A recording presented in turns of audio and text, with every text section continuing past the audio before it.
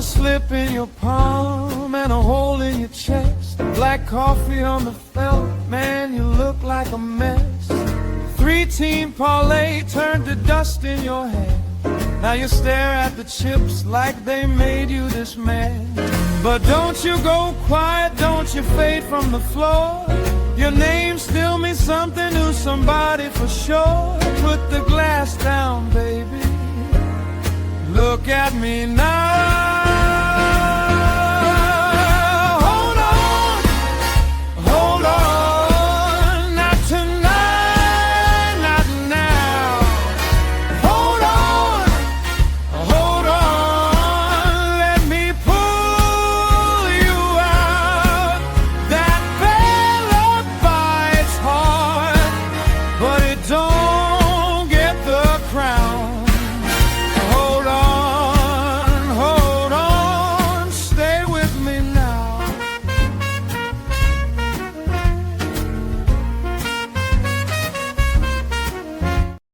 What's up, everybody? It's Toad back with you with Toadstool Sports, Wednesday, June 10th.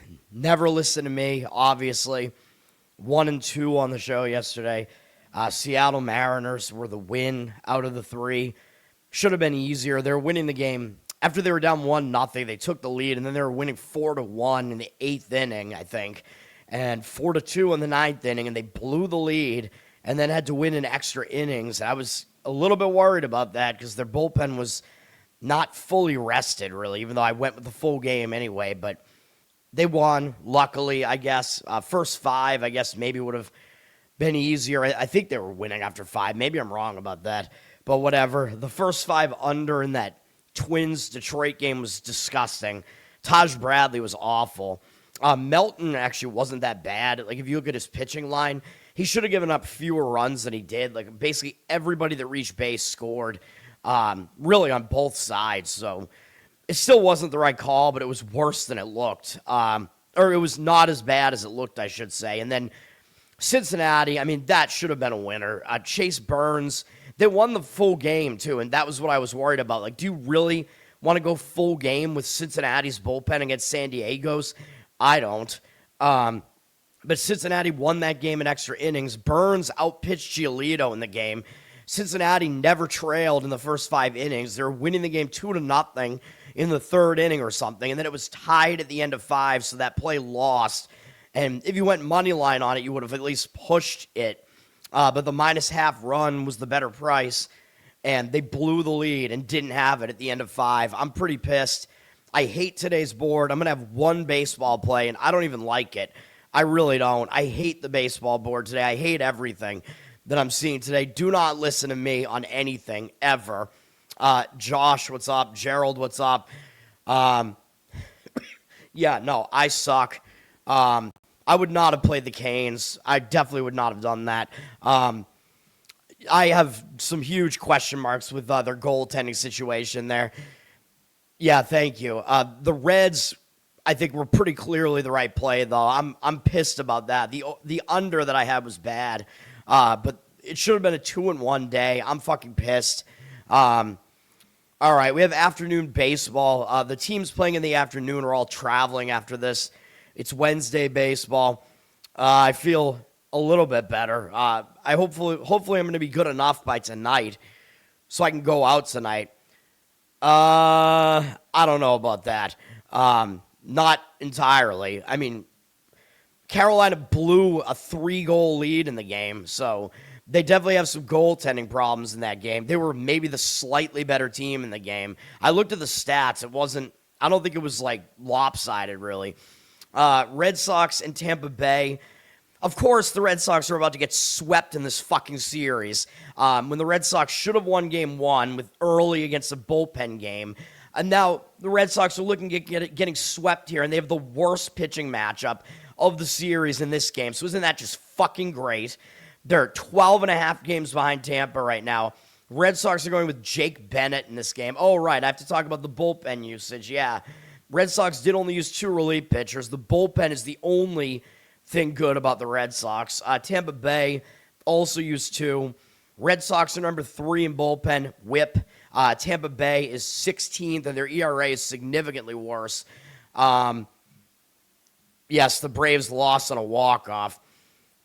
Yes, the guy who hit the home run was in his major league debut, although only like 5 batters have done that before, and only one of them ever like amounted to anything. So it's kind of a fluky thing. Hitting-wise, the Red Sox blow. They're back at 27th. This offense cannot get going. Tampa Bay is 12th.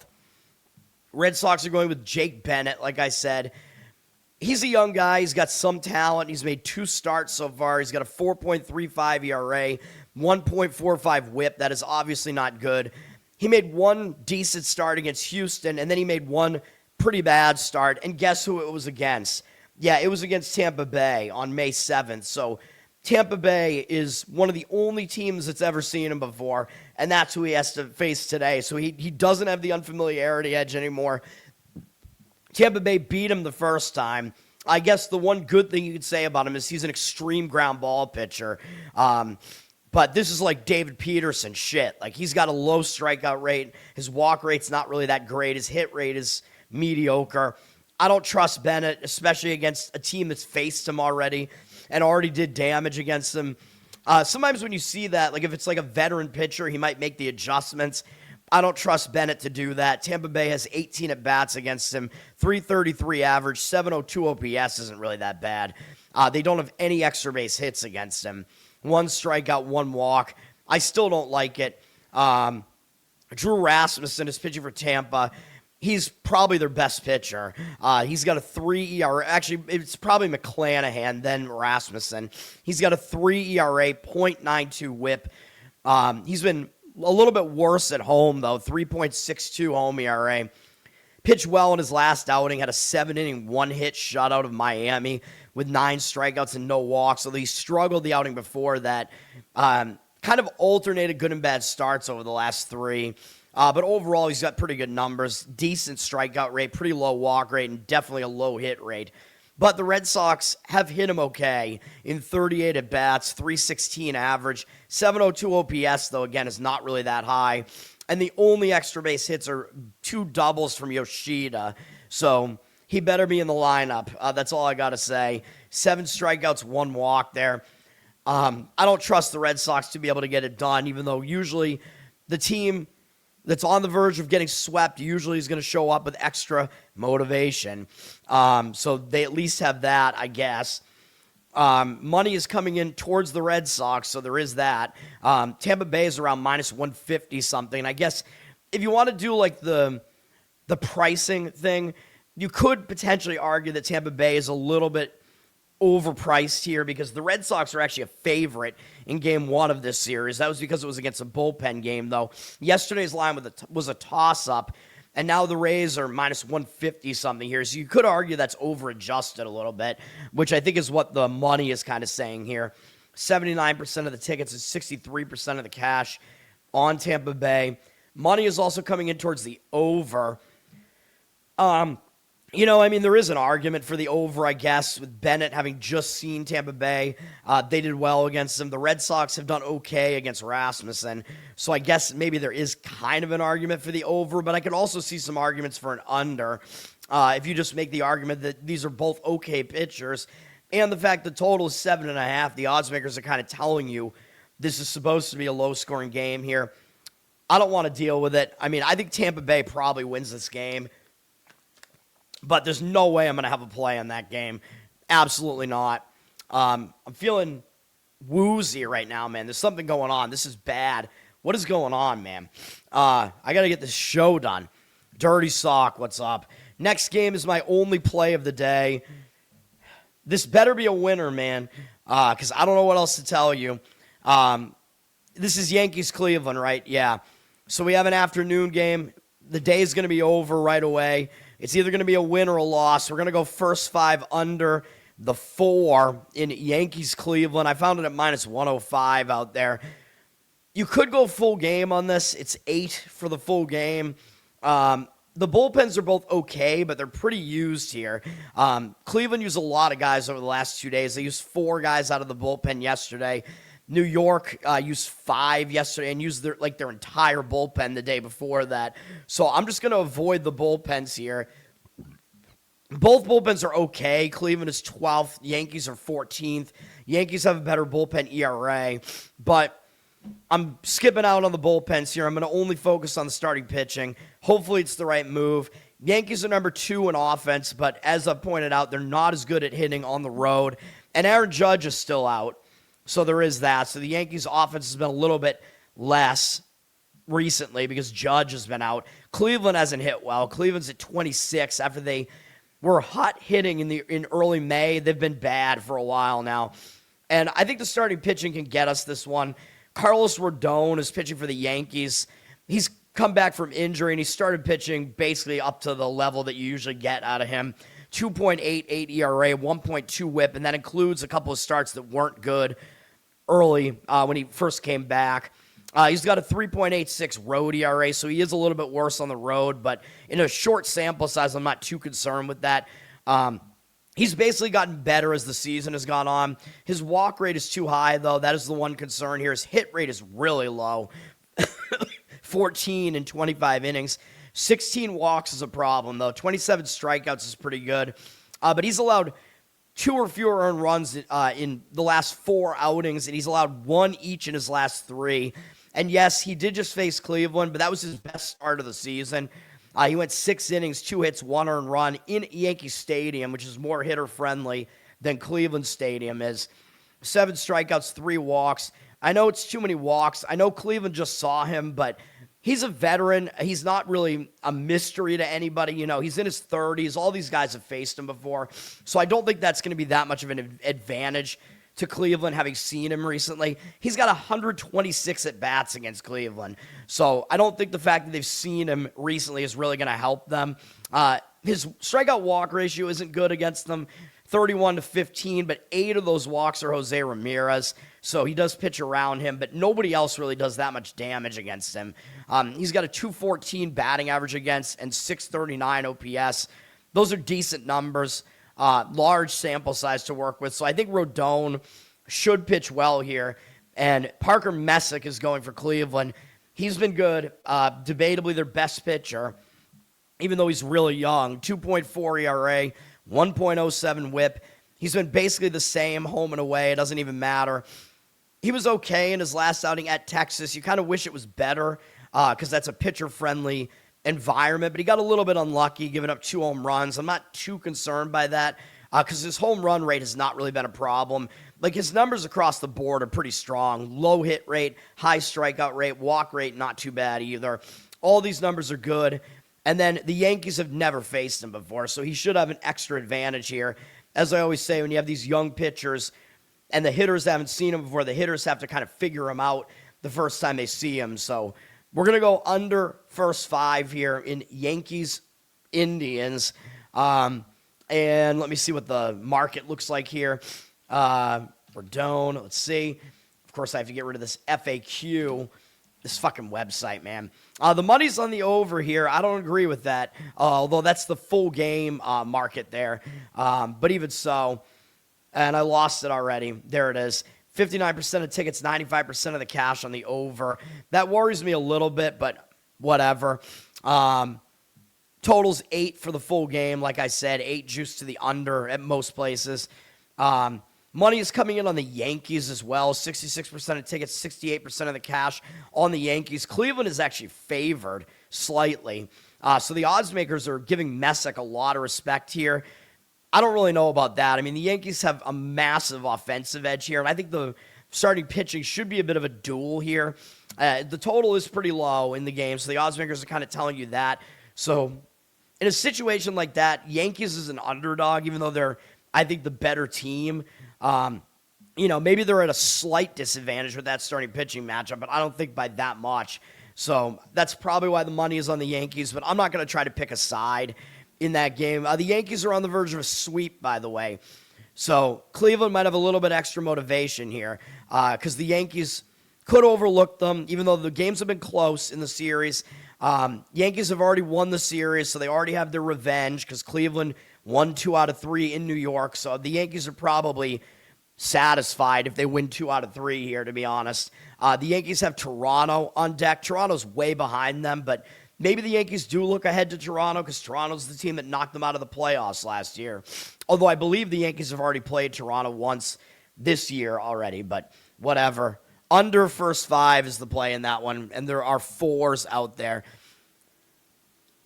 I don't think it's a carbon monoxide leak. I have a carbon monoxide detector, so hopefully that's not correct. Washington at San Francisco. San Francisco is on the verge of getting swept here at home, so they might show up extra for this game. I forget who Washington plays next. Let me see. Washington is playing Seattle next. I don't really know if that's really a look ahead or not. They're going to be returning home to face Seattle in 2 days, but you might get a little bit of extra effort from San Fran because they're trying to avoid the sweep here. Washington has the better offense and the worst pitching generally, but in this particular game, I'm not even sure that that's accurate. Washington did use 4 relief pitchers yesterday. San Francisco used 5, and I don't even think the game went into extra innings, did it? No, it didn't. 3 games went into extra innings. This is not one of them. A lot of bullpen usage in that game yesterday, though. Neither bullpen has been good, though. San Francisco's 25th and Washington's 23rd, although Washington has the worst ERA. I think San Francisco's bullpen is the slightly better one, but it hasn't been by that much. Offensively, Washington has been far better. They're number 5, and they're really good on the road. The Giants are number 11, I think, but I don't buy that. Again, actually, they're tied in 10th, but I don't buy it. Like I said, the Giants had 3 games where their offense just completely exploded, which I think is an outlier. One of them was in Coors Field. I don't think the Giants' offense is that good at all. Foster Griffin is pitching for Washington. He's been pretty good somehow. At the age of 30, with not a lot of Major League experience, maybe he's kind of riding that unfamiliarity, but he's been pretty good. 3.63 ERA, 1.1 whip. He's been better on the road as well, 3.4 road ERA. He's facing what I think is a weak offense here. He's going to be in a pitcher-friendly stadium here. That all seems to line up decently for him. He pitched well in his last start against Arizona on the road, so he's in decent form right now. 2 of his last 3 starts are pretty good. Debatably got a little bit unlucky in the bad one against San Diego, so you could argue 3 decent starts in a row. And his team won all 3 of them. So Washington has been winning a lot of his games recently. He's got a very low hit rate. His home run rate is a bit high, but that might be less concerning in a park like San Francisco's.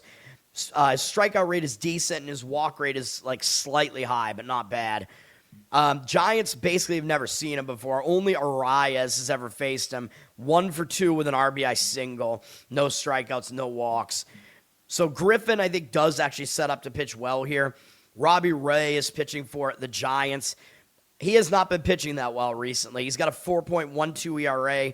1.4 whip is kind of bad, though. Putting too many guys on base. He has been good at home, though. 2.78 home ERA, so he is significantly better at home. Hasn't been pitching well recently, though. Hasn't gone deep into many of these games. He's only reached 5 innings once in his last 5 starts. That is not good, although 4 of them were on the road, including last time out where he had a shutout of the Cubs and got a win, but he walked 5 guys in that game in 5 innings, so that's not a good sign. 2 starts prior to that, he walked 7 against the White Sox, and that was at home. So he's not in good form right now, man. Maybe Chicago throws him off, the city of Chicago, although only one of those games was in Chicago. But yet Ray doesn't look like he's pitching well right now. He's got a pretty good hit rate, decent strikeout rate. His walk rate is way too high, though. Walks have been a huge issue for him, especially recently. Numbers against Washington are good, though. In 31 at-bats, 194 average, 541 OPS, 9-1 strikeout walk ratio. So what do we do with this? I think it's more likely that Washington gets the job done here, even though I know they're going for the sweep here. I might kind of lean that way slightly on the side, but the money is on San Francisco. You can see why I don't like these games today. 61% of the tickets are on Washington, 84% of the cash on San Francisco to try to avoid the sweep. Now, Ray does have some things going for him. He's good at home. He's good against Washington typically. But is that enough? I don't know, because he's in bad form right now. Washington has hit well on the road this year, so those are some negatives there. I see fewer negatives with Griffin here, so I think Washington makes some sense here as a small dog, maybe in the first 5 innings, although they might be a little bit of a favorite in the first 5 innings. But if you want to avoid Washington's bullpen, because they're not good, yeah, first 5 Washington makes some sense. I could see more arguments for an under probably than an over, because you're still getting Ray in the good of his home road splits, and both pitchers might have a good matchup here, but the money's coming in on the over. The total's 8, which is not high. 79% of tickets, 87% of the cash on the over. Under makes some sense to me in that game, so do with that information what you want, but I don't want to play that game. You'll see with today's games, there are just way too many conflicting factors here. The game that I gave out has most indicators going one way, and that's the only one that I could find that was like that. Cincinnati at San Diego. This is the last of the afternoon games. This will be a Pacific Coast afternoon game. Both teams probably show up here because these teams have split the first 2 games of the series. So I kind of expect both teams to have motivation here. Cincinnati is not really a good team, but they have an offensive edge at the very least. Cincinnati did use 6 relief pitchers yesterday in what was an extra inning game where we lost on the first 5 innings and Cincinnati won the full game. So isn't that just great? San Diego basically unloaded their entire bullpen. Mason Miller has pitched 4 of the last 5 days. This is ridiculous. So San Diego, normally they have a huge bullpen advantage in this matchup, but both bullpens are completely taxed, so I don't think I would want either bullpen in whatever I do here. San Diego is number 4 in bullpen. They're a very good bullpen. Cincinnati is dead last in WHIP, and they're second worst in ERA to Colorado. Really bad. So San Diego still does have a bullpen edge, I guess. I don't know who they're going to use. Miller probably will not be appearing in this game. Brady Singer is pitching for Cincinnati. That could potentially be a bad thing for Cincinnati. He has not been good. 5.89 ERA, 1.69 WHIP. What doesn't really make sense to me is he's better at home, even though it's one of the most hitter-friendly parks in baseball. He's worse on the road, 6.97 road ERA. Makes no sense. But this is a pitcher-friendly ballpark, though, in San Diego. And he has good numbers against San Diego. They only have 4 guys who have ever faced him, 45 at-bats, and they have not been successful against him. 9 strikeouts, no walks, 178 average, 489 OPS. So this particular matchup might actually be good for Singer. So it's difficult to figure this out, right? Because he sucks. He's not in good form right now, and he's really bad on the road. But this specific matchup looks like he might actually be able to do okay. His last couple starts, he's had 3+ walks in each of them. He's failed to make it 5 innings in 4 of the last 5 starts. Cincinnati's lost every start of his through the beginning of May. That's all pretty awful. He's got a low strikeout rate. His walk rate's not great. He's allowed a ton of home runs, and his hit rate is ridiculously high, too. I would not want to trust him, man. I know he's got a good matchup here. He might do okay, but Michael King is pitching for San Diego. He's pretty clearly the more trustworthy of these pitchers. He's got a 3.41 ERA, 1.12 WHIP, 3.18 home ERA, so he is better at home, which makes sense. Pitcher-friendly ballpark. We faded him in his last outing against the Mets, and we got the win there, but he wasn't really that bad in that game. He went 6 innings, 4 strikeouts, no walks, 6 hits, 4 earned runs allowed. Got a little bit unlucky, allowing 2 home runs. We still got the win with that, which I'm happy about. It was a good situational spot. And King did not have good matchup numbers, but he didn't even pitch badly, so I think King is pretty much still in form, even though he actually wasn't that good in the previous 2 outings. But I think he's probably going to set up to pitch okay here, would be my guess. He has a really low hit rate on the season. Strikeout rate is okay, but not as high as you would think, and his walk rate is too high. So that's one thing that he kind of has to work on. Cincinnati doesn't have great numbers against him at 35 at-bats, 13 strikeouts, 2 walks, 229 average, 727 OPS. So King looks like he matches up well here. Both pitchers have a good matchup here, but I think you probably got to lean San Diego here. If you're going to look at the side, I mean, I could see arguments for the under here as well. I would only go first 5. If you go under, does make sense to me as far as like both pitchers have good matchups here. Money coming in on the over, though. The total's 8. 64% of tickets, 82% of the cash on the over. If you go under here, you got to do it first 5 innings, though. You do not want anything to do with Cincinnati's bullpen. Probably you don't want anything to do with San Diego's either, with how unrested they are. So first 5 under makes some sense to me. Money is actually fading San Diego here, which I would not want to do that, although that kind of is an indicator towards the under. So the market is giving some conflicting signals here, mixed signals from the market, man. It's like a woman. You can't read it. Like you'd think that if the money was coming in towards Cincinnati, the professional bettors are kind of saying we think Singer might actually pitch okay here, and that would be more of an indicator of an under, but the market's indicating on Cincinnati and an over. Doesn't really make sense to me. 82% of tickets, 70% of the cash on San Diego, so the money is fading San Diego there, which I don't really agree with that.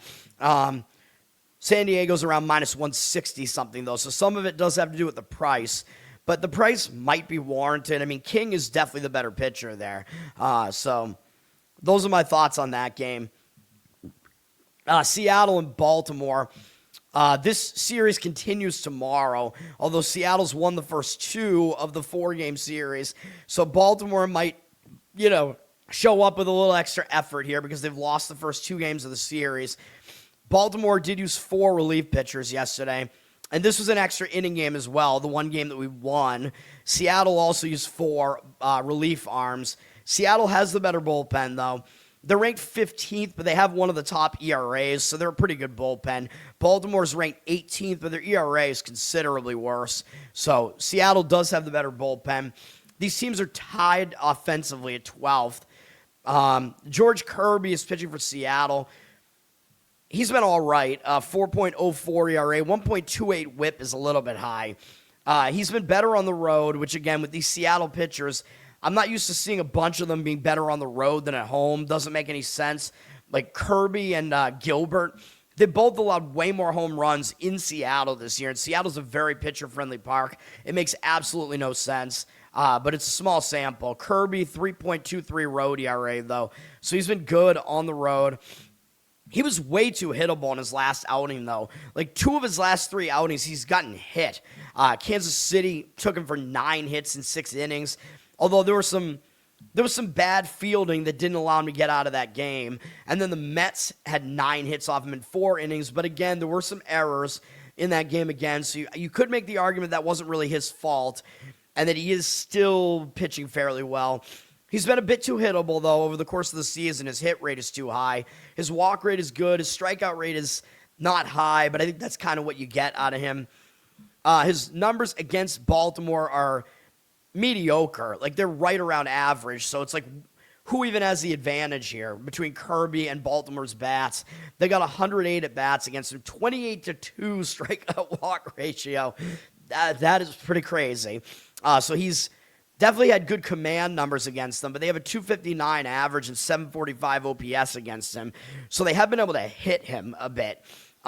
Still, those are not great offensive numbers, but they might be good enough that I don't really want to jump on Kirby here. Brandon Young is pitching for the Orioles. He might be a little bit under the radar, man, although I know his ERA looks good, 3.47. His whip is not that good, 1.34, so his whip is the worst of the 2 starters here. Indicates that his ERA should be higher than it is, but Young isn't that bad. He is still kind of young. He's got some talent. He's got home road splits that are very insignificant. He's pitched well over the last month or so. He's allowed 3 or fewer earned runs over that in every start over that entire span. Problem is the walks. He's allowed too many walks, but in his last 3 outings, the walk number has gone down, 2 or fewer in each, and the Orioles have won every start of his except 1 on the entire season. That's interesting. The Orioles continue to win behind him. They're giving him run support for sure, but he's pitched okay. His hit rate is okay. It's right around 1 per inning. His walk rate is a little bit high, so that's not great. His strikeout rate is a bit too low as well, but he's been okay, probably better than people think. and Seattle's never faced him before. So he might actually have a little bit of an advantage here because he's going up against an offense that is going to have to figure him out on the fly. So, I might lean Baltimore slightly here. Baltimore, maybe first 5, though. Baltimore's offense has seen Seattle's pitcher before, Kirby.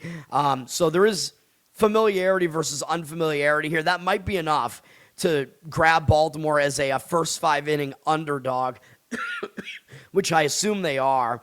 I think that's the way I would lean here. Money does agree with that. 67% of tickets, 60% of the cash on Seattle. They're around minus 120 something here. They are the better team, but yeah, I think it might make sense to go first 5, Baltimore there. I would not want to include their bullpen. Seattle still has the better bullpen. Money's also coming in on the over for what that's worth. The total's pretty high at 9, so the odds makers are kind of expecting both offenses to do some damage in that one. I don't know about that necessarily. All right, Arizona, Miami. This series also continues tomorrow. I think they've only played 1 game in the series so far. Yes, Miami won yesterday 10-6. They've been hot. They've won 6 of their last 7 games, including 3 in a row. Miami did use 5 relief pitchers yesterday. Arizona used 4, so some bullpen usage yesterday. Not exactly great. And that was not an extra inning game last night either. So I don't know. That's not too great. Bullpen-wise, Miami has a good bullpen in general, number 8. Arizona, number 9, but their ERA is in the 4s, which is not great. So I don't know. I don't know if I would trust these bullpens in the rest scenario that they're in. Hitting-wise, these teams haven't been that good. Miami 19, Arizona 22, and we are in a pitcher-friendly park here. But I looked at the starting pitching matchup and the fact that the bullpens are kind of unrested, and I was kind of thinking this looked like an over to me. But then I started looking at it more, and I don't know. Ryan Nelson is pitching for the D-backs. I'm not a fan of his, but he's got a 1.18 whip this year. So even though he's got a 4.6 ERA, which is not great, his whip is pretty good. It indicates that he's been better than what his ERA would suggest. And he's been good on the road, 3.74 road ERA. Nelson pitched fairly well last time out against the Dodgers, so that's a decent sign. Kind of makes sense that he's worse at home, by the way, because Arizona, I think, is a more hitter-friendly ballpark. He wasn't good in his previous outing at Seattle. I don't know what's going on with Seattle allowing all these, just the Seattle ballpark, is having all these home runs hit in that park this year. Usually that is not the case at all. So I don't know what the deal is there, but Nelson did get kind of blasted in that game. But if you take that game out, he was actually good throughout the entire month of May. So Nelson is actually kind of in good form here, believe it or not. He's got a low strikeout rate on the season, but his hit rate is pretty low. His walk rate's not that bad. He's an extreme fly ball pitcher, though, so he's allowed a lot of home runs. So that is kind of an issue. May not be as much of an issue in Miami, though, because it's a more pitcher-friendly park. And Miami has not really seen much of him, even though Nelson's been around for a while. Miami only has 3 hitters who have ever faced him. Only 1 extra base hit, a double from Esteury Ruiz. 5 strikeouts, 3 walks, 167 average, 583 OPS. Nelson might actually match up okay here, man. He's got some unfamiliarity behind him here as well. And the good news for Arizona is they get to go up against Ryan Gusto, who does not pitch with gusto. He is terrible. He's got a 10.8 ERA, 1.8 whip. He was awful with Houston last year. He's been bad at home, even though he's been better at home than on the road. 9 home ERA. It's a small sample, though. He's only made 3 appearances so far, but he hasn't gone more than 2 innings in any outing, so he's actually probably going to be an opener here, which might even be worse, because that means Miami's going with a bullpen game, and their bullpen is not rested. Last time they did this was this game, where I think they actually won the game. Oh, no, that was Max Meyer. What are we looking at here? I don't even know, man. Let me look at Gusto. When was his last game? I don't know. These teams seem like they're shifting their pitching responsibilities around. Gusto last pitch on the 5th, so let's see what they did in that game. He started, and then they used Phillips behind him, so they might be doing that again. I have no idea. Yeah, that's probably what they're doing, because Phillips last pitched in that game as well. So I think they're going to go Gusto Phillips probably. They might flip the 2 of them too, but either way, it doesn't look good to me. Although Phillips actually has good numbers against Arizona, but it's in a very small sample size. So I don't think that really matters much. I don't trust Miami's pitching at all in this game. I like Arizona here, and I think if you do play this game, plus Arizona's kind of in a bounce back after getting blown out yesterday. I think if you do play this, you should pick Nelson must start, but action on the Miami side. You know what I mean? Like, you want Nelson to start because that's part of the handicap. But Miami, you pretty much know it's going to be Gusto and Phillips, one after the other, but you don't know which one is going to start, really. So I think that's the way I would play it, is Arizona, Nelson must start. But don't select the starter must start for Miami, because it's probably going to be one of those two guys, and they're probably both going to pitch a decent chunk of that game. Arizona is getting the money, so the market agrees with me. They're right around a pick-em price, even slightly lower than that. 61% of tickets, 86% of the cash on Arizona, so the money does agree with me there. The total's 8.5, with money coming in towards the over in that game, which, like I said, when I first glanced at that game, the over made some sense to me there. I mean, there are probably still more indicators towards an over than an under in that game. But I think Arizona on the side is the better approach in that one. Dodgers and Pittsburgh. Man, I mean, that's one of those games that makes me feel smart, because Pittsburgh lost 12-3. And I told you that the way I would play that game yesterday was Pittsburgh first 5 innings. That was a win. Pittsburgh was winning the game 2-1 after 5 innings, and then Skeens gave up one more run. They took Skeens out, and then Pittsburgh's bullpen gave up 10 runs to the Dodgers in the 7th inning. So that's one of those games that makes you feel really smart. I wish I gave it out as a play. Pittsburgh first 5, because unbelievably that was a winner. But it would be more unbelievable if Skeens got that jacked up in that game. He did not. He actually had a good outing. The Pittsburgh bullpen was terrible. So that's what happened. Pittsburgh's lost 4 in a row, but they've been to Atlanta and the Dodgers here, but they're continuing the Dodgers series here. 2 of the best teams in baseball. Dodgers used 3 relief pitchers yesterday. Pittsburgh also did. Pittsburgh is the lesser bullpen. The Dodgers are still ranked number 2, even though their ERA is a bit worse than that, but they're still pretty good. Pittsburgh, not so good, especially after yesterday. They're number 20, so pretty big bullpen advantage for the Dodgers. Dodgers are number 1 in offense, and it's not even really that close. Pittsburgh is number 6. Pittsburgh is pretty good offensively at home, but they're going to have to deal with Shohei Ohtani in this game, so Pittsburgh may not put up offense in this one. Ohtani's got a .74 ERA, 0.79 whip, ridiculous. Home road splits are insignificant because, I mean, how much lower could your ERA get, really?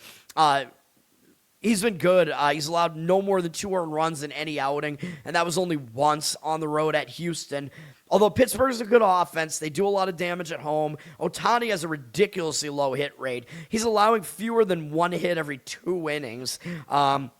He's got a pretty low walk rate, too, and a high strikeout rate. All of his numbers are good, and his ground ball rate is higher than his fly ball rate, too. Pretty elite numbers here. And his numbers are good against the Pirates as well. They have 19 at-bats against him. They do have 2 home runs against him, which are both Henry Davis. Davis is 3 for 3 with 2 home runs off him. And other than that, the entire Pirates lineup only has 1 other hit against him, a single by Triolo. Very interesting. But overall, they have a 211 average against him, 776 OPS, only because Davis, for some reason, has been able to hit him. 8 strikeouts, 1 walk. So overall, yeah, I think Ohtani should do well here, obviously. He is going to be opposed by Jared Jones, who is a pitcher that I like. I liked him 2 years ago. Coming back from injury, he's struggled a little bit so far this year. He's got a 4.82 ERA, but a 1.61 whip is definitely ugly. He's been bad at home, 10.38 home ERA, but that was 1 start. He's made 2 starts, and that was his first start of the season. We took a loss on an under in that one, a first 5 under. He did not do well, but his strikeout walk ratio was still okay in that game. And then he followed it up with a better performance against Houston, where he went 5 innings and didn't allow a run. And he's been fairly efficient with his pitches for the most part. So he's pitching better. I think they're going to start ramping him up a little bit.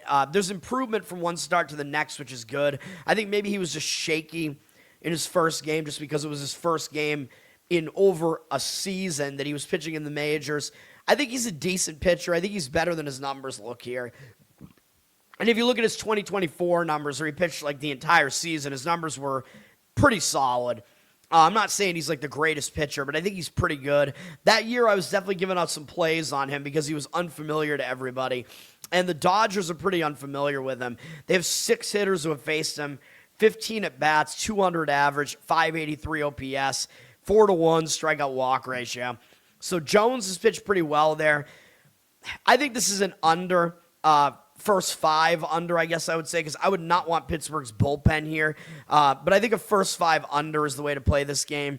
I know it's Ohtani, so I don't know how much value there really is in playing that. And Jones does worry me a little bit. But if you want to try to play the Dodgers, they're like minus 200. So seems like there's not really much of a way to play them there. And the money's coming in on Pittsburgh.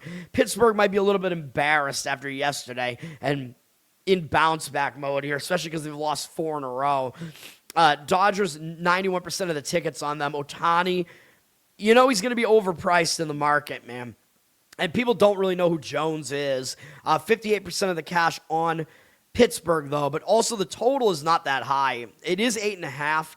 It has gone up a little bit. But yeah, I think first 5 under is the way to play that game. We do have 67% of the tickets and 88% of the cash on the over, though. But that's full game. But yeah, under first 5 is the way I would probably approach that one. I think both starting pitchers may do well enough to get that done. A game where I probably would not want an under, Minnesota and Detroit. I liked it yesterday well enough. A lot of guys that got on base scored, man.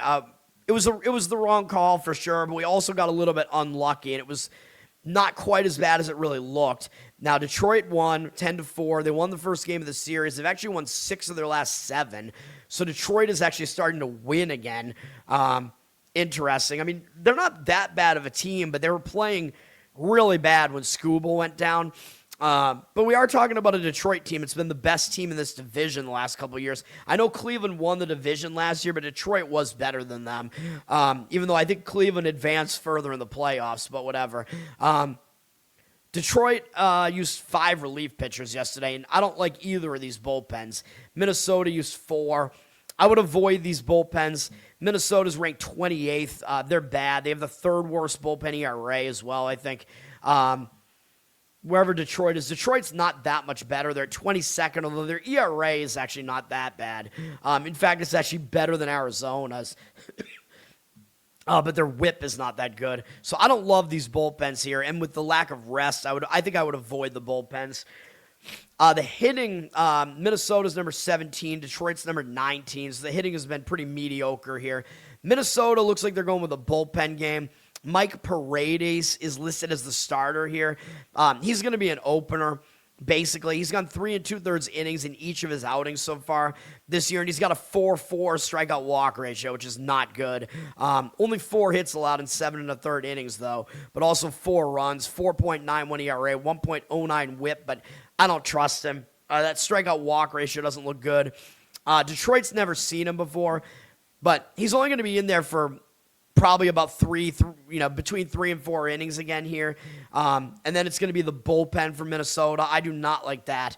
Detroit is going with Framber Valdez.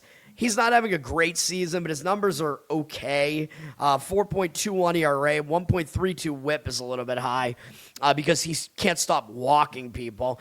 He's been a little bit worse at home, 4.5 home ERA. Pitched pretty well in his last outing, though. Really, his last 3 outings have all been pretty decent. Even though he gave up 4 runs against the White Sox, his strikeout walk ratio numbers really weren't that bad in those games. So he is pitching a little bit better recently. Detroit finally won a game behind him. His overall numbers aren't great, though. His hit rate is fine. His walk rate is too high, like I said, and his strikeout rate is actually low. For him, I think that's a pretty low strikeout rate. He usually has a higher strikeout rate than that. Numbers against Minnesota are okay in 57 at-bats, 263 average, 684 OPS, pretty low OPS. They haven't really hit him for power. 17 strikeouts, 6 walks. So I think Valdez might actually be able to do okay here. But you're paying a price. I think Detroit does have the advantage here. probably across the board. Like, they do have the better bullpen and the better starter here, but you're paying minus 170 something for Detroit here. I don't think I could get there with that, man. Detroit, 84% of tickets, 75% of the cash on them. So the money is fading Detroit in that one, which is interesting because why would you want to be on a Minnesota bullpen game, dude? I would not want to be on that. I think there are more indicators for an over than an under here as well. The total's at 9. Money seems to be on the over. 83% of tickets, 93% of the cash on the over. I wouldn't disagree with an over in that one. I think I'd probably prefer the Detroit side, but the money isn't agreeing with it. And like I said, you have to lay probably too much of a price for it. You're looking at splitting the bet, run line, money line, or whatever. Philadelphia at Toronto. I believe this is the end of this series. These teams have split the first 2 games, so I expect motivation from both sides here. Toronto does play the Yankees next, though, so I guess possible look ahead there, more so than whoever Philly's playing next. I forget who it is. Toronto used 3 relief pitchers yesterday. Philadelphia used 3 as well. These are both mediocre bullpens. Philadelphia 13th, Toronto 10th, but their ERAs are in the high 3s. Still, I don't know if they're bullpens that you necessarily have to avoid, depending on what you're going to do with the game. The hitting on both sides hasn't really been good. 23rd for Toronto and 28th for Philly. Even though Philly does usually hit okay at home, though. But this is on the road at Toronto. Although the fact this is on the road should help Jesus Luzardo for the Phillies.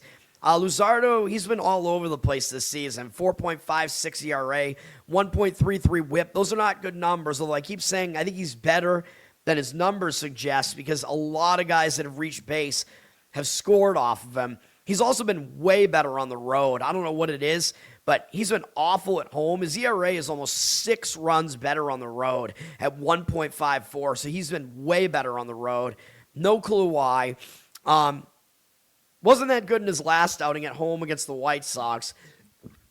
But again, he sucks at home for whatever reason. Pitched well in a few starts prior to that that were mostly on the road. Overall, he's got a good strikeout rate. His hit rate is a little bit too high, and his walk rate is not really that bad. So like I said, overall, his numbers kind of suggest that, if you look at these, the numbers, like his actual pitching numbers here, they suggest that he's better than what his overall, just surface numbers would tell you. Luzardo is not that good against Toronto, though. They only have 5 hitters who have faced him. Some of their better hitters have faced him. But in 23 at-bats, and this is with Guerrero doing nothing against him, they have a 348 average against him, 957 OPS, 5.0 strikeout walk ratio. So this might not be the best matchup for Luzardo, but he is better on the road. And he is going up against Max Scherzer, who, this guy might be done, dude. He's been awful so far this season. I think his career is over. Just pack it in, bro. Pack it in. You'll be in the Hall of Fame. You've had a really good career. This guy just doesn't have it, man. There's no way I could back him here. He's got a 9.64 ERA, 1.61 whip. I guess the one thing you could say is he's a veteran coming back from injury, and a lot of times a veteran coming back from injury will be pumped up and pitch well, and the team will, rally around him and whatever. I don't know if that's going to be enough, though, because he really hasn't had it, and he's been really bad at home so far. 12.79 home ERA. Toronto lost all of his starts in May, and then he went on the DL after he had 2 really bad starts in his last 3, and his strikeout rate was way down. His hit rate was too high, his walk rate not great, and strikeout rate way down. So, yeah, he looks like he just doesn't have it anymore, man. I guess we'll see because he was okay last year, but he seemed to lose it at the end of the season last year and into the playoffs. Scherzer has good overall numbers against Philly, but obviously you got to remember that most of these numbers were accumulated back when he was a better pitcher than he is now. 182 at-bats against them, 71-16 strikeout walk ratio, 209 average, 624 OPS. So, yes, he's pitched well against Philly, but I don't know if those past numbers are going to be enough here, man. Philly is favored in this game. When would you ever expect that to be the case, man? Max Scherzer being a huge underdog at home, but that is the case. Philly looks like they're getting the money, too. They're around minus 140, 79% of the tickets, 86% of the cash on Philly. That's what's going on here, man. I probably agree with it. I mean, Luzardo is good on the road, but I don't like his matchup numbers, man. The matchup numbers actually suggest the opposite, but, like I said, I don't think you can put much weight into Scherzer's past numbers because that's not who he is now. The money's also coming in on the under in this game at 8.5. I would not want to do that. You got Luzardo with bad matchup numbers, and Scherzer is a complete mystery here, so there's no way I would do that. But that game, that's a high variance game, dude. I think it's really difficult to figure that game out. St. Louis at the Mets. The Mets returned home from a road trip from the Pacific Coast yesterday, so I told you that was a bad spot, and it showed. The Mets were awful in that game yesterday. They lost 7-0. Dustin May, I guess, pitched well in the game. I think I leaned to St. Louis, but I didn't love May versus Peralta. But, yeah, that return home spot is bad, dude. But now that the Mets got that spot out of the way, they returned home. They had a bad game. They got shut out at home. Now this is like a positive spot the Mets are in. A lot of times those teams will bounce back in that next game. The problem is the Mets are going with a bullpen game here, so I don't think I want to back this Mets team, man. Now, the Mets bullpen is fairly rested. They had Monday off, and then they only used 2 guys yesterday, so they do set up okay for going with a bullpen game here, so at least there is that. And their bullpen is fairly good. St. Louis is equally rested, though, in their bullpen, and they only used 2 guys yesterday. And St. Louis is going with an actual starter here. The Mets have a good bullpen. They're number 5, and their ERA is good. St. Louis is okay at 19th. Their bullpen's not horrible. Both bullpens look like they set up okay here. Mets have a bad offense, number 29. St. Louis, number 16, so St. Louis does have the better offense. St. Louis is going with Andre Payante, who's got a good ERA, 3.96. His whip is not that good, 1.3. He's been good on the road, though, 2.67 road ERA, which doesn't make a ton of sense because I think St. Louis is pretty pitcher-friendly. But whatever, he's been better on the road, so that looks good for him here. He was okay in most of his recent starts. He's pitched all right, including his most recent one, but it was against Texas. Not a very good offense, but it was not at Texas. His hit rate is decent on the season, lower than 1 per inning. Strikeout rate is low, though, and his walk rate's a little bit high. So strikeout-walk ratio is pretty bad from him, but he doesn't strike guys out. He's kind of a junk pitcher. Numbers against the Mets are very mediocre, and 54 at-bats, 278 average is not great. 728 OPS is below that 750 threshold, but not by much. 8 strikeouts, 5 walks, so I don't really want to trust Payante here. But I can't trust a Mets bullpen game, man. Austin Warren looks like he's going to be the opener for the Mets here. He's got good numbers, 2.01 ERA, 1.12 whip, but he's probably only going to go 1 to 2 innings here. Then they're going to turn it over to the bullpen, and I honestly have no idea who's coming in after that. He pitched 4 days ago, and if we look at who came in after that, it was actually he came in relief of Nolan McLean in that game. So he wasn't even an opener in that one. He might have been an opener on the first, so I don't know what they did in this game. They used Minaya, but they're not going to use Minaya here, I don't think, because Minaya pitched like 2 or 3 days ago. So I honestly have no idea what the Mets are doing. It looks like they're probably going bullpen game for the full game here. I don't like it. I can't deal with a game like that. I mean, if you want to lean to the Mets, their bullpen is at least pretty good and rested here. The money's all coming in on St. Louis, though. 52% of tickets on the Mets, 85% of the cash on St. Louis. The money is coming in on St. Louis. I don't know about that. The money's coming in on the over as well. Total's at 8.5. I don't know about the over either, man. I mean, these offenses are not that prolific, especially the Mets.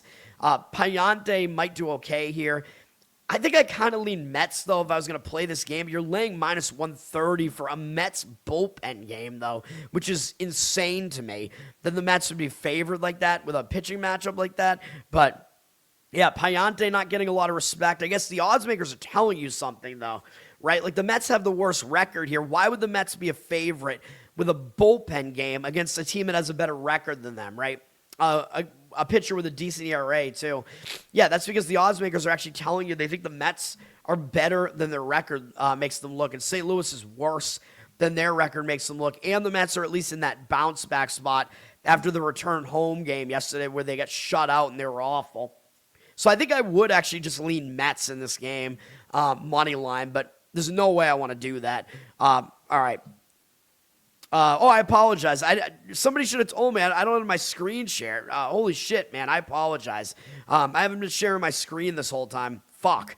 All right, I'm going to be right back, though. Fuck. Somebody should have told me. I apologize. I'm out of it, man. I'm on NyQuil and stuff. I don't know. I'll be right back, and then I'll finish this off.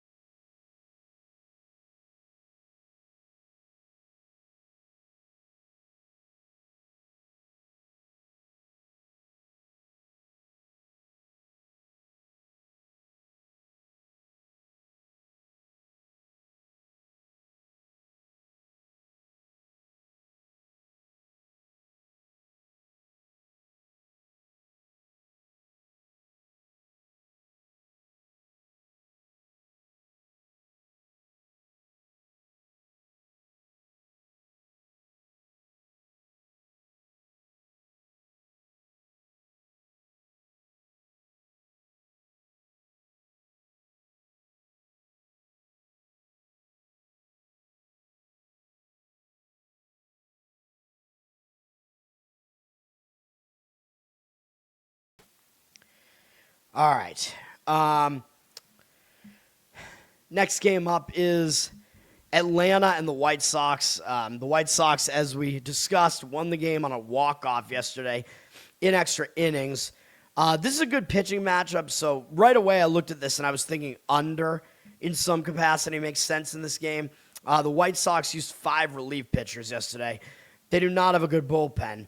Atlanta has the better bullpen. They used 4 relief pitchers yesterday, it looks like. Atlanta's got a bullpen edge. They're number 1 in whip and in ERA. White Sox are number 17. So Atlanta's got the bullpen edge here. Atlanta's number 3 in offense. White Sox 4. So 2 teams that do damage offensively. Atlanta does do damage on the road. But this is a good pitching matchup, man.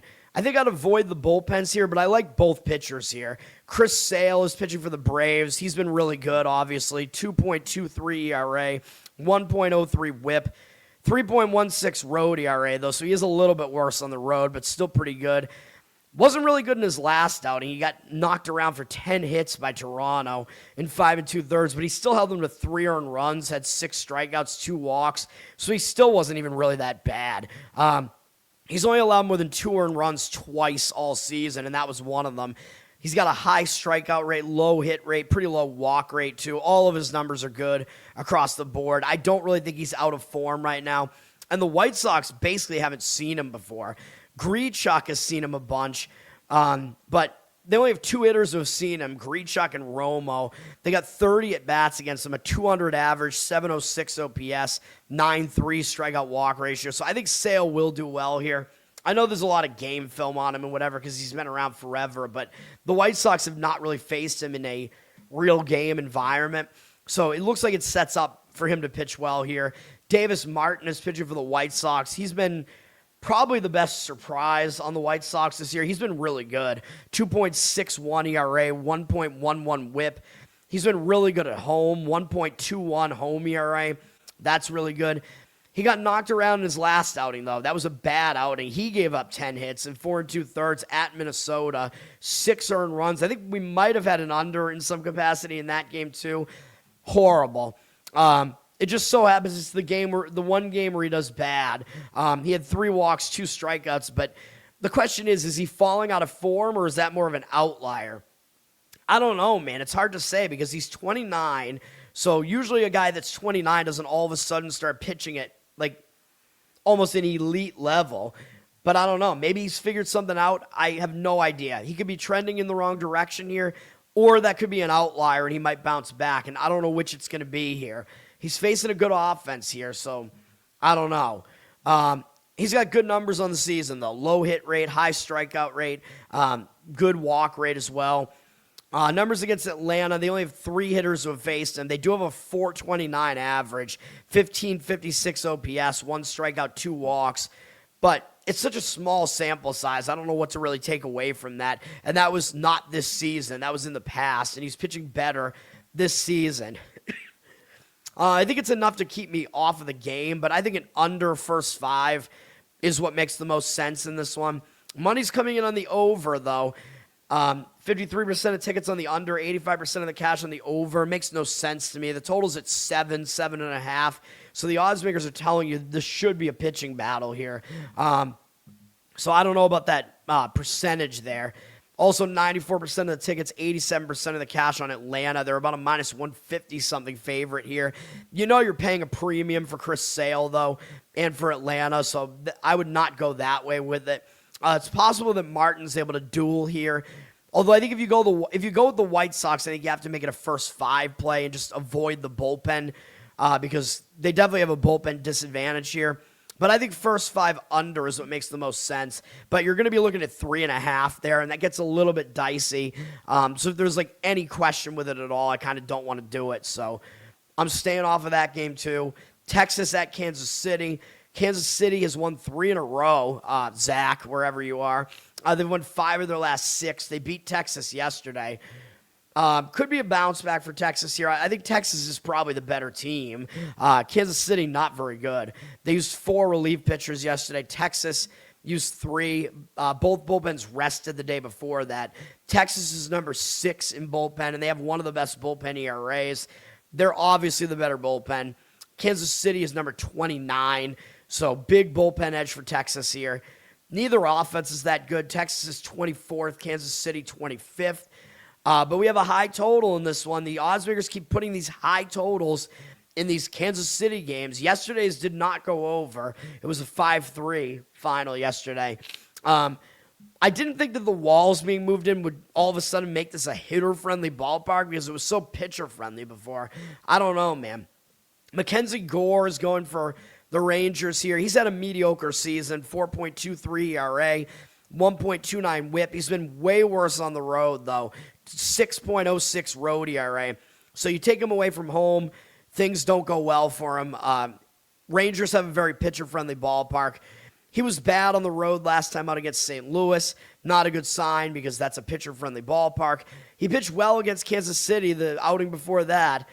Shut them out for 6 1/3, but that was in Texas. So now Kansas City just saw him, and they might be able to make adjustments here. I don't know, man. It seems like it might be a bad thing that he's like a fly ball pitcher. He is a pretty extreme fly ball pitcher. He's going on the road now. He's got a good strikeout rate, good hit rate too, but his walk rate is way too high. He doesn't actually allow a lot of home runs, though. So there is that, but he does walk too many guys. But maybe not a good sign that he's not pitching well on the road. And this appears to be more of a hitter-friendly ballpark now. His numbers overall against the Royals are good, though. Not just that start recently, but overall 50 at-bats, 200 average allowed, 511 OPS, 13-2 strikeout walk ratio. So Gore overall has been good against Kansas City. So he might still have a decent matchup here. I don't think I want to bank on it with how bad he is on the road, though. Seth Lugo is pitching for Kansas City. He's been okay. 3.91 ERA, 1.36 whip indicates that his ERA should be higher, though. Not a great whip. He's been a little bit worse at home, 4.17 home ERA. Wasn't great in his last outing on the road at Minnesota, but he got a little bit unlucky, allowing 3 home runs there. He's been okay for most of the season. He's allowed more than 3 earned runs, I think only twice. 3 times on the season. His strikeout rate's not that high. That's just not really what he does. His hit rate's a little bit high, and his walk rate is kind of high. So some of those numbers not great. Numbers against Texas are good, though. An 85 at-bats, 141 average allowed, 448 OPS, 25.5 strikeout walk ratio. And Lugo did just face Texas in Texas, and he pitched well. in that game. 6 innings, 1 earned run allowed, 6 strikeouts, no walks, and they somehow still lost that game and gave up 7 runs, even though he only gave up 1. Their bullpen is awful. No, he gave up 3, but 2 of them were unearned. My mistake. But he pitched pretty well. He gave up 1 earned run there. I think Lugo sets up a little bit better in this one, and he is the underdog here. I would not want to go Kansas City full game, though. I mean, maybe Kansas City first 5 makes some sense here because Gore is just not good on the road. 70% of tickets, 78% of the cash on Texas, though. Texas is around minus 115 here. What I would say is if you go Kansas City, I think you need to go first 5 so you avoid their bullpen. If you go Texas, go full game so you have the bullpen advantage there. Money's also strongly indicating on the over, and the total is 10, which is pretty ridiculous. I don't know about that. If you go over, go full game with it, though, because you'll get Kansas City's awful bullpen into the mix. But I don't know if there are enough components for this thing to be an over 10, though. I kind of still question whether or not Kauffman Stadium is that hitter-friendly now just because they moved the walls in a couple of feet. I don't know. I mean, I'll have to go back and actually look at what the numbers say, but the odds makers know what they're doing, though, so I don't know. That's a pass, though. Speaking of hitter-friendly ballparks, these next 2 games, oh, God. Cubs at Colorado. Colorado won the game yesterday, 7-3. Could be a bounce-back spot here for the Cubs, who are the better team here. Cubs used 3 relief pitchers yesterday. Colorado used 4. Cubs have the better bullpen. They're number 7. The Rockies have the worst bullpen ERA, and they're ranked 26th in WHIP. They're one of the worst bullpens. The Cubs have the better offense as well. They're number 10, tied in 10th right now with the stupid Giants, who are not actually that good. And Colorado 15th. Colorado can hit a little bit, at least, especially at home. I think they've started to hit a little bit better. But Colorado's going to go up against Shota Imanaga, who is clearly the better of these 2 pitchers here. But there are some negatives here. Imanaga's got a bad ERA here. 4.74 ERA. I don't know what's going on with him because he's been really good the last couple seasons. But this year, bad ERA, but his WHIP is still pretty good, 1.08. So his WHIP indicates his ERA should not be that bad. He's actually been a little bit better on the road, 4.08 road ERA. But I think we got to worry about him pitching in Coors Field. I looked, and I don't think he's pitched in Coors Field yet in his career. And he just gave up. Look at all the home runs he's been giving up recently, dude. He's given up 3+ home runs in each of his last 3 outings. That's ridiculous. He's given up 12 home runs in his last 4 starts. Insane. That does not bode well when you're about to pitch in Coors Field. He's allowed 17 home runs on the season. All of a sudden, even though he wasn't allowing many home runs at all of a sudden he's allowing bombs everywhere. I don't know what the deal is. He's still got a good hit rate. He's still got a pretty good walk rate. And his strikeout rate is okay. So he's not pitching that bad. His ERA should be better than this. So you could argue he's getting unlucky because it's just the long ball. He's allowing too many fly balls, but that's what you don't want when you're about to pitch in Coors Field. Colorado has 14 at-bats against them across 3 of their hitters, and they have not done anything against them. 0 for 14 with 2 strikeouts and no walks. Nobody has reached base off of him. So that's what you got there. Imanaga does have good matchup numbers against Colorado, but I don't think he's pitched in Coors Field before. Michael Lorenzen is pitching for the Rockies. He's been pretty awful. 8.01 ERA, 1.99 WHIP. Awful at Coors Field, 9.67 home ERA. I don't know why Colorado even wanted this guy. He got lit up in his last outing on the road against Anaheim. He's been quite awful for most of the season, really. Had a decent stretch in May, kind of, but other than that, he's been bad. Pretty low strikeout rate. His walk rate's not good. He's allowed a decent amount of home runs. His hit rate is ridiculous. He might have allowed the most hits per inning in all of Major League Baseball for guys that have enough starts or enough innings to qualify. Really, really bad. Numbers against the Cubs are not great either. They only have 6 hitters who have faced him, but 37 at-bats, 9.6 strikeout walk ratio, 270 average, 891 OPS. Those are not good numbers. So I think this game might be an over. There are definitely some concerns with Imanaga here. And Lorenzen might get jacked up here. I mean, you could just go with Colorado, or go with Cubs, over their team total. The Cubs to bounce back after yesterday to just light up Lorenzen and Colorado's bullpen, which they certainly have the ability to do. But the total is so high at 12. You might need the Cubs to score 7 runs if you do that. So I think maybe just going over full game, over the 12 makes more sense here. Because Imanaga might give up some home runs here and whatever.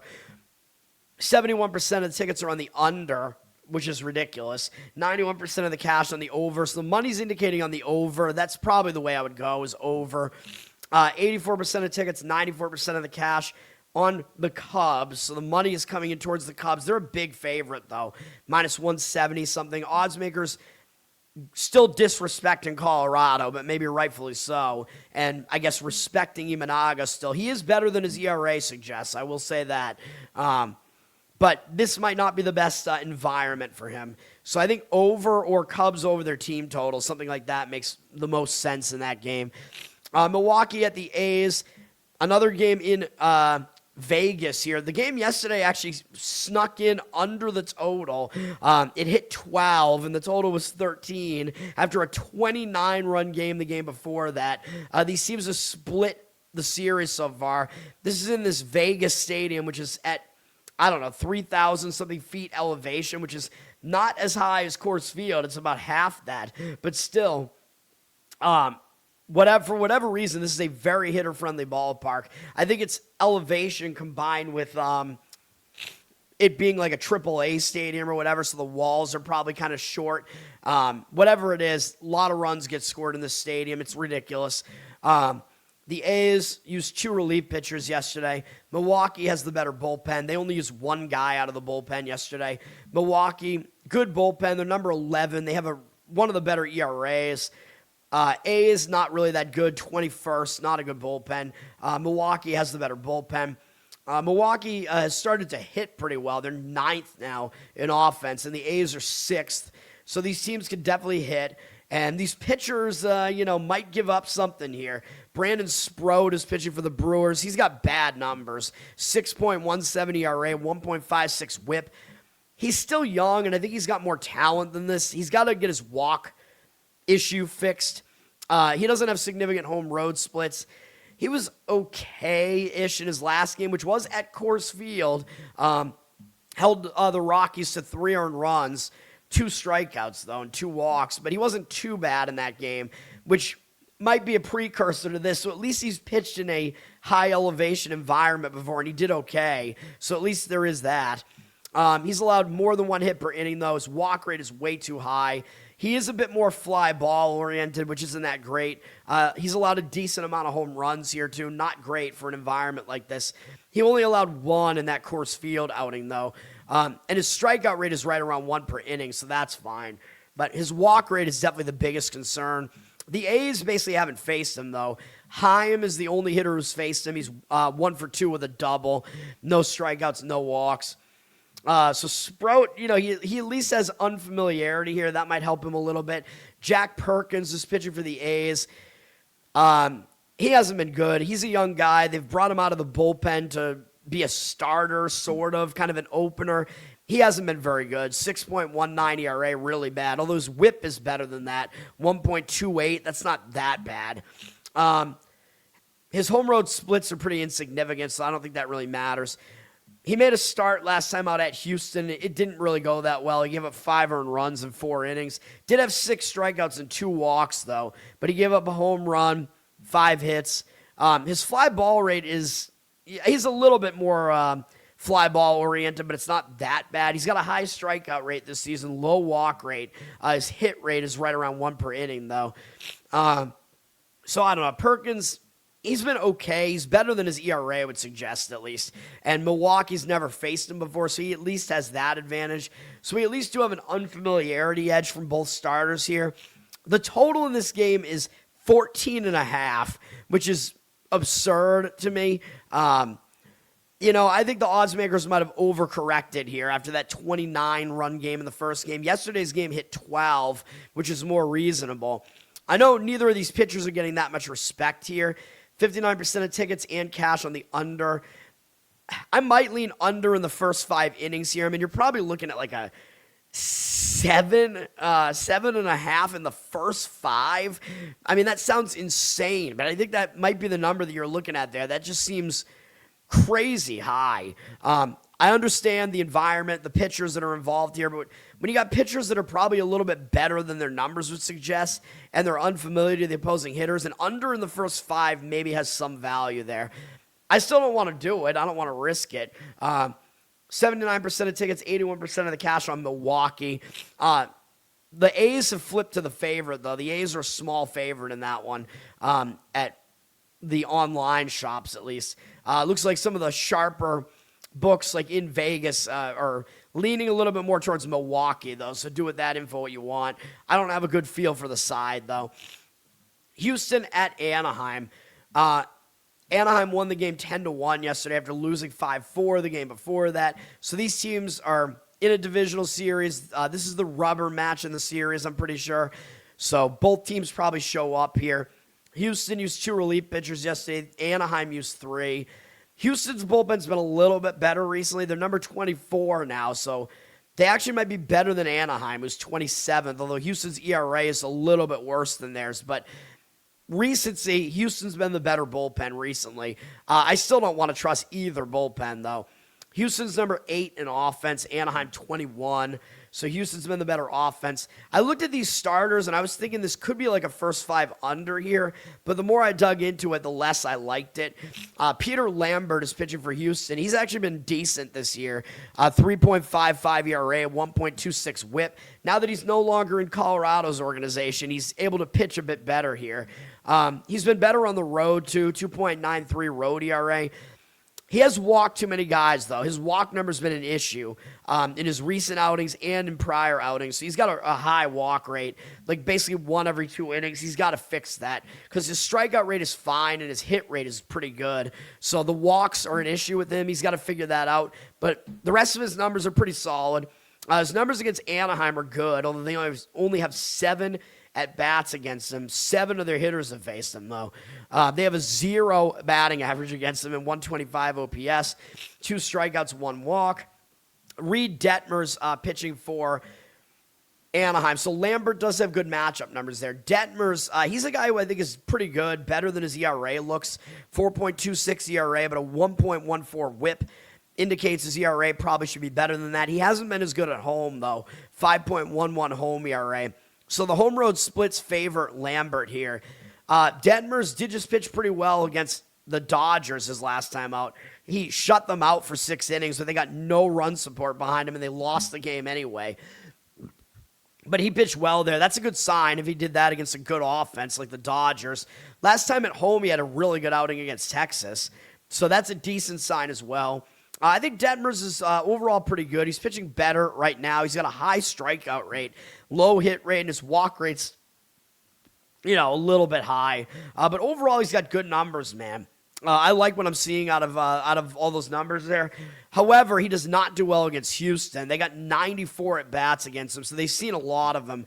298 average, 802 OPS, 23-9 strikeout walk ratio. So I don't like that. I think Detmers could pitch well. He's in good form here, but I think Houston makes the most sense here, and maybe even a full game because, believe it or not, I think Houston might actually have a slightly better bullpen, although their bullpen does blow, so maybe a first 5 might make still more sense here. The money is coming in towards Houston. Anaheim, 53% of the tickets, which makes no sense to me. 69% of the cash on Houston. Anaheim's around minus 120 here. I think I agree. I like Lambert's matchup numbers here, and home road splits a bit better. So, yeah, I think Houston first 5 is probably the way I would approach this game if I was going to do anything with it. I could see an argument for a first 5 under, though, even though the total is 9, which is pretty high, or 8.5 or 9, fairly high. 55% of tickets on the over. 88% of the cash on the over, but I think first 5 under makes some sense.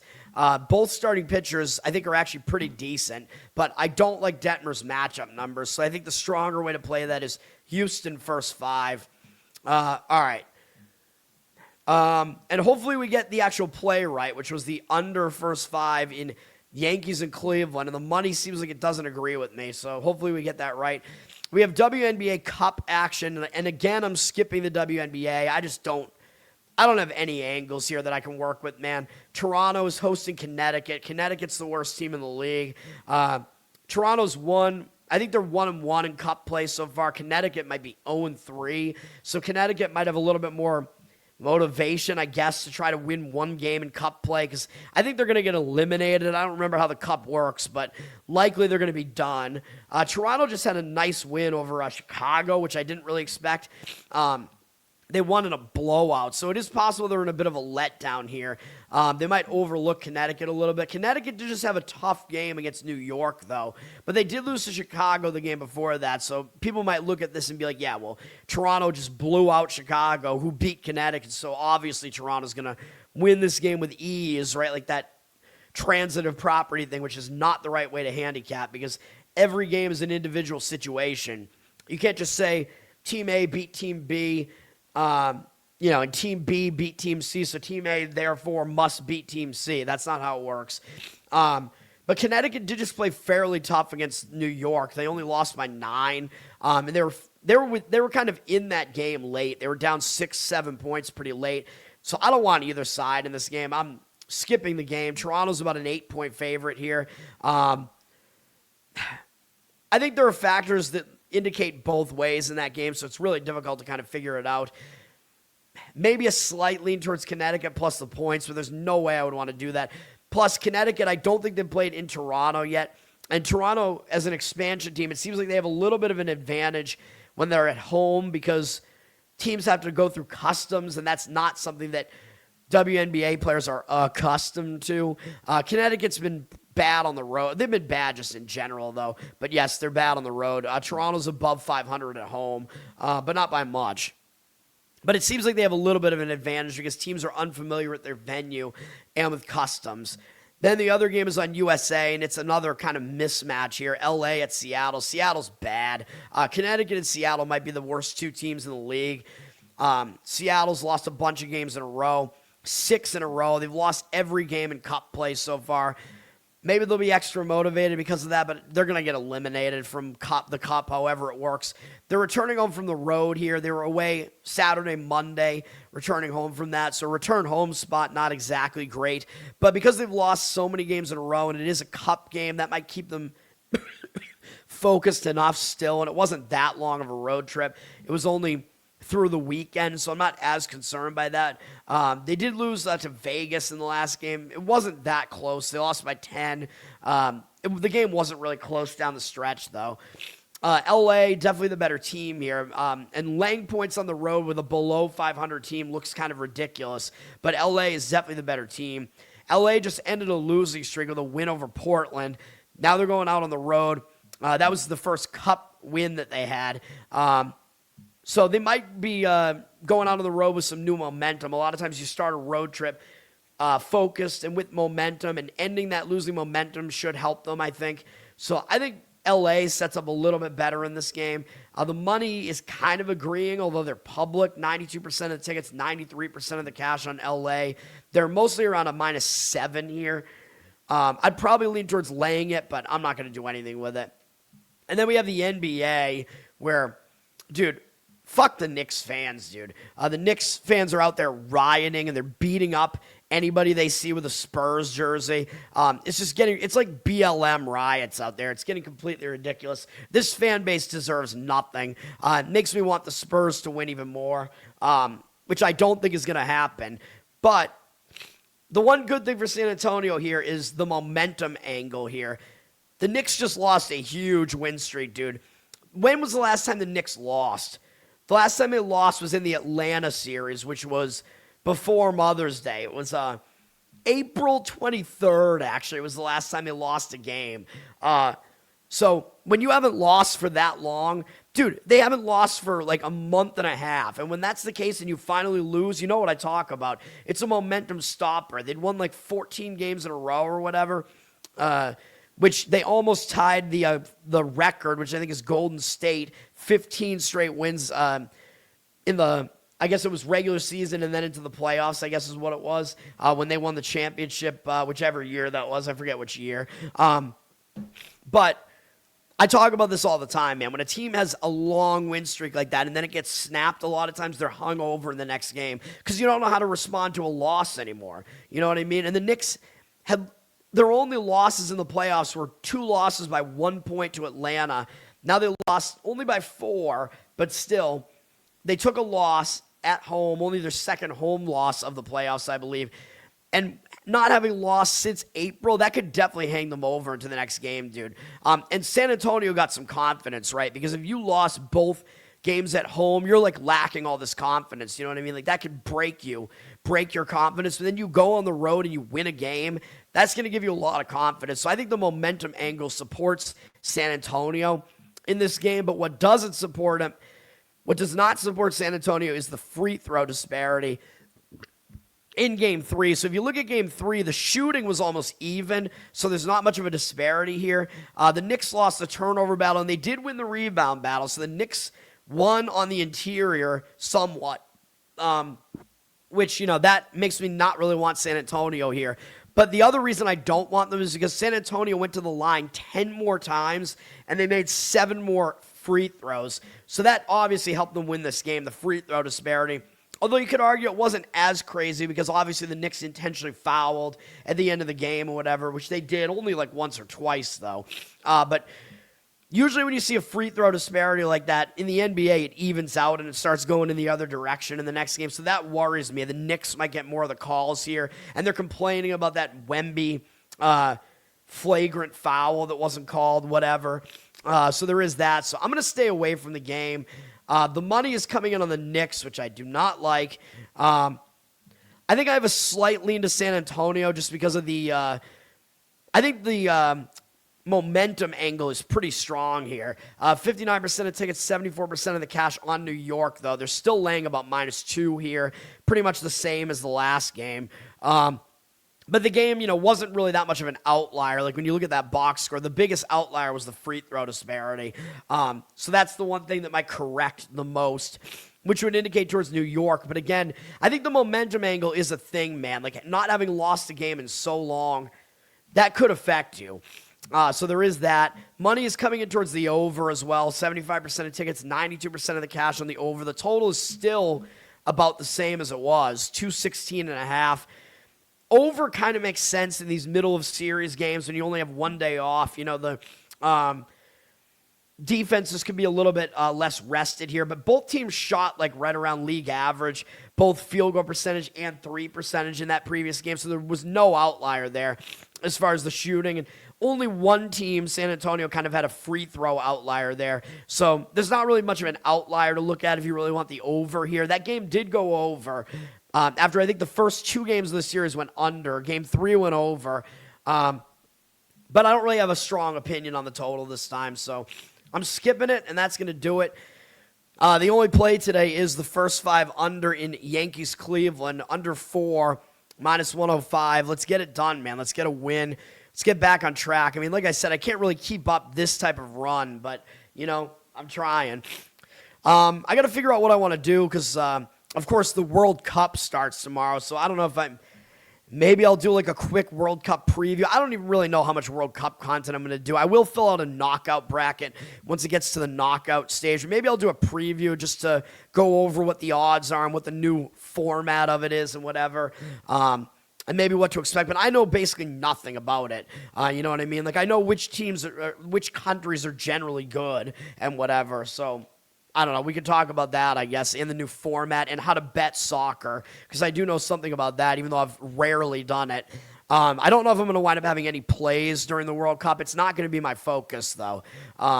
So maybe I'll do a special like today or something in the afternoon to talk about it, but I do have to leave at some point in the evening. So that's going to do it. Learn to Toad on Twitter. Learn to Toad on Instagram. Subscribe to the channel here. You'll then know when I go live. You'll get notified. With random content coming up and no idea when I'm going to actually do it, that probably is helpful. Wasn't for the Belmont Stakes, though, because I was wrong about another horse race. So, not my forte, though. Neither is soccer. So, there you go. Covered in Uke is my Uke channel on YouTube. You can check that out. This show is on audio as well. Apple, Spotify, Spreaker. So, you can check that out there as well. All of that helps me out. Patreon.com/LearnToToad for some bonus stuff. And the Loser Cast, we had a new episode last night. And the G-Spot podcast. Check it out. It's all in my link tree. That's going to do it. I need to get a little bit healthier here still. All right. Peace. But don't you go quiet, don't you fade from the floor. Your name still means something to somebody for sure. Put the glass down, baby. Look at me now.